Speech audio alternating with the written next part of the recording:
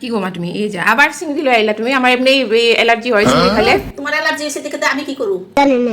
তোমার কি খাইও করব? না আমরা খামু না নাকি তোমার অ্যালার্জি দেখে আমরা খামু না আমরা খামু তুমি খাইও না তো খাওয়ার সময় দেখে তুমিই বেশি খাইবা তখন তোমারই বেশি লাগে অ্যালার্জি হোক আর যাই হোক আগে তুমি খাইয়া লইব তারপরে দেখা যাইব কি হয় তো অন্য মাছ আনতে পারলা না এই যে অন্য এত মাছ নাই। চিংড়ি আনছে আমি দোকানের সামনের দিকে নিয়ে আইছি একটা ইয়ালাই আইছিল গুলা এটি লই আইছি আর চিংড়ি দিয়া আমি বানামু